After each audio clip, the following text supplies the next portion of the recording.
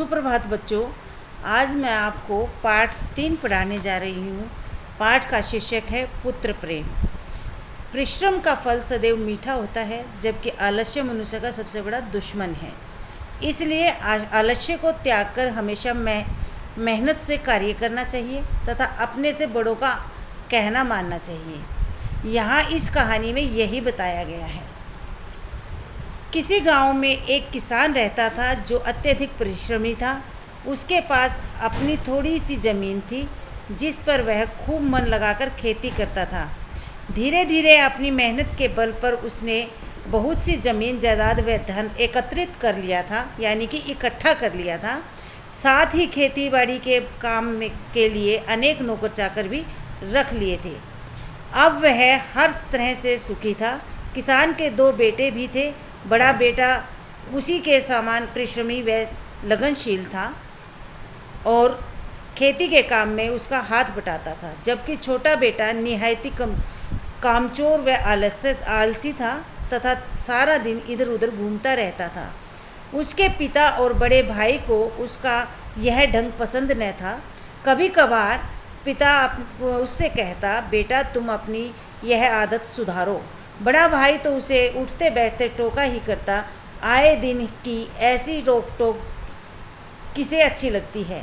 फिर भी छोटा भाई अपने छुटप्पन का ख्याल करके चुप रहता था और अपने दिन बिताता था। कई साल इसी तरह बीत गए। अब छोटा लड़का बालिग हो चुका था। एक दिन उसने पिता से कहा, आप मेरे हिस्से की जायदाद मुझे दे दीजिए, मैं अलग होना चाहता हूँ। पिता ने कहा, बेटा इस घर में तुम्हें क्या कमी है, सबके साथ रहो, इसी में फ़ायदा है। दुख दर्द में आदमी एक दूसरे के काम आ सकता है। तुम अलग होने का ख्याल छोड़ दो। कुछ दिन और बीत गए। बेटे ने फिर अलग होने की बात चलाई। पिता ने बहुत समझाया, लेकिन उस पर कोई असर न हुआ। जब पिता की कुछ न चली तो उसने छोटे बेटे को उसका हिस्सा दे दिया। पिता को इससे दुख तो बहुत हुआ, मगर वह बेचारा क्या करता।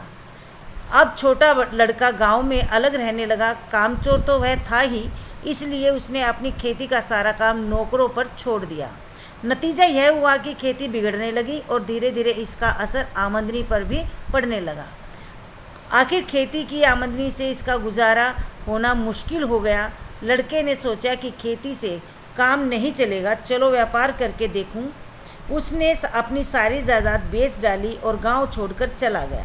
अब पिता ने यह सुना तो उसे बहुत रंज हुआ। रंज यानी दुख। लड़का एक शहर में पहुंचा। वहां उसने कपड़े की दुकान खोली। वह सुबह मुंह अंधेरे उठने लगा और जरूरी कामों से फारिग होकर दुकान पर जाने लगा। वह सारा दिन दुकान पर काम देखता और शाम को घर लौटता।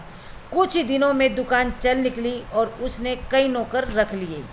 अब दुकान खूब मशहूर हो गई थी, तो उसने दुकान पर जाना कम कर दिया और आहिस्ता आहिस्ता सारा काम नौकरों पर छोड़ दिया। खुद ऐशो आराम में पड़ गया। उसकी इस लापरवाही से दुकान को धक्का लगा और व्यापार दिनों दिन घटने लगा। आखिर गिरते गिरते इतना गिर गया कि खेती की तरह दुकान की आमदनी से भी उसका गुजारा होना मुश्किल हो गया। उन्हीं दिनों उस तरफ बड़े जोर का अकाल पड़ा। लड़के की दुकान तो पहले ही जैसे तैसे चल रही थी।